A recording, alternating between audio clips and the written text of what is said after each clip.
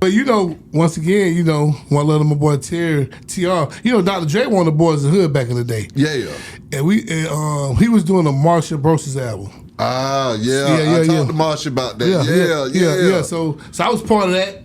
And hell no! What you were doing with the Marshall Ambrosius album? What's going on? Hey man, I'm part so you of that. not only rebuilding hip hop, but R&B too. I'm doing pop too. They doing whatever. Remember, you gotta hustle. Wherever's that. I'm with you. Yeah. So I was part of that, and just being around, and then we hooked up, and then Smitty was one of the writers over there that I had in Face Mob. Okay. Me and Scarface had Face Mob too. That's right. So so Smitty was one of the new artists that was gonna be in Face Mob back in the day. Yeah. You know what I'm saying? So, linked that way. We try to make Smitty to another artist, but Smitty just want to write. Yeah. I mean, seeing Dr. Dre cook up in the studio and stuff like that, man. What is it like working closely with him? Hey man, he gonna make you do a verse 30 times till it's right. Come on. I mean that boy, that nigga perfectionist. You know what I'm saying? He gonna make you do it over and over. Yeah. You know what I'm saying? But you just gotta be ready. That's right. You know what I'm saying? You gotta be ready. Scarface, Face Mob, man. Yeah. Break down that to me, because I ain't know nothing about that block. You like to pop up stuff on this. Yeah. Like Face, Scarface lived in Atlanta for a minute. Yeah.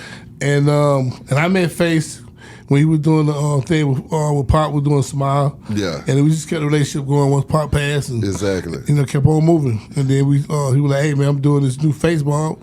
Let's get at it. Yeah. So we got at it. You know what I mean? So, is it safe to say that we ain't gonna get no more reality TV out of Block anymore? I'm not doing it.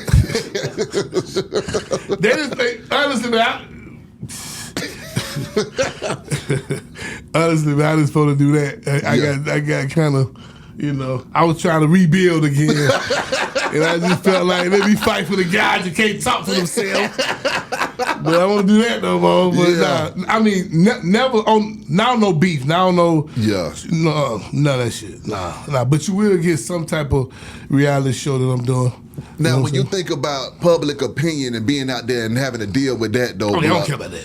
But break that down to a young man coming into the game, though, how to be able to deal with that. Because you know what, Block? I'm over there teaching at Clark at the same time, too. And I'm talking to my students. And you know what they tell me? They said, man, there's too many trolls out here, Professor B-High. I'm scared to put my content out there because of what folks going to say about me. It might make me feel bad about myself. Nah, you got to believe in yourself, number one. Yeah.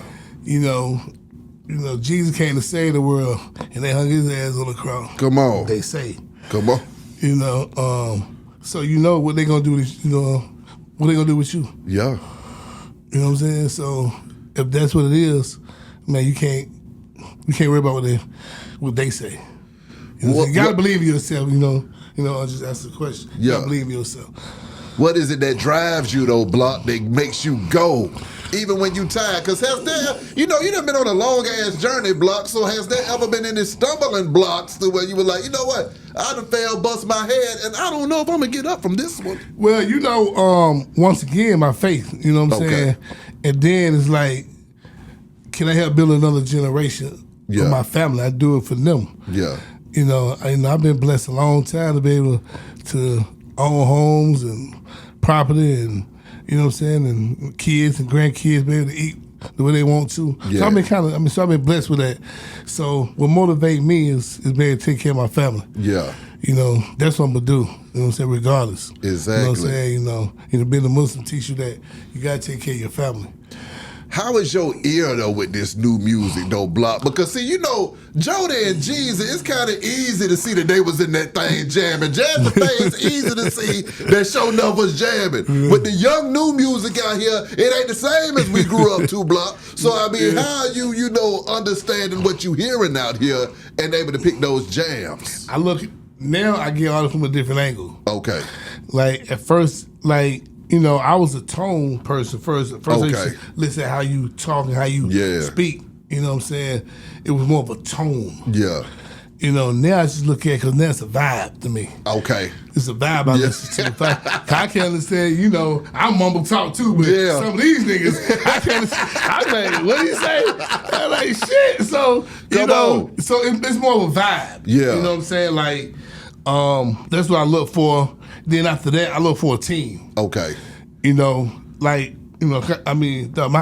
I've been going to these buildings, right? Yeah. You know, one love to Monty, one love to J. Irv, Yeah. and Human Resource, one love to Naeem, Yeah. one love to Salmon and Craig at Atlantic. Those are my partners. One love to Omar. Yeah. Those are my partners. And when I go in these buildings, they be like, Block, why are you still trying to develop the artists? It's like a car. I don't know what I got. Yeah. Old school. I want to build that motherfucker. Exactly. I'm not chasing nobody because you a fucking person that got a whole bunch of followers. And, Yeah. Nah, that's not me. That's right. I still want to develop my artists, and I still want to take them from nothing to something. You know what I mean? And now, like, it'll be a blessing if I can find somebody that don't need me but just need my system. You know what I'm saying? Yeah. Because that's what works now. A system work. You Yeah. know what I mean? So, but labels, they're not in the development at all. Yeah. You can, that shit. You know what I'm saying? Like one of my boys at Alamo. Yeah. You know what I'm saying? I just left them. They ready to put some work in. Okay. Everybody I name you know what I'm saying? Like, they ready for some new artists. They want to sign everybody. Like, they partner with me. I probably got more deals than, I mean, it's not exclusive. Because, you know, when I did a deal with Puff, it was exclusive. Yeah. You know, like a lot of artists, a lot of y'all guys, you got to be careful how you sign these exclusive deals because now they know how to play you. Yeah. If they know you can't go nowhere else, then they know, okay, I give you $1 million for this or I give you this for this. But now it's non-exclusive. I'm never doing a non-exclusive deal ever again. So you know now, what was the difficulty behind that exclusive deal? Well, you know, guys, think about it. If I sign Beehive to an artist deal, Yeah. then I go sign Champagne to an artist deal. Yeah. Okay, they already know I can't take it nowhere else. So now I can negotiate over here at Atlantic. And I can negotiate over here at Sony. Yeah. So they said, no, you can't take it nowhere else. Exactly. You know what I'm saying? Come so, on. You know. So if they offer me, it's like NIL deals in football. I mean, in college now. You know what I'm saying? You give me the right amount of money. Yeah. Soon the motherfucker portal's on, I'm in there. Exactly. And that's how I am right now. Come on. Hey, Come on. If y'all ain't talking about it, Now,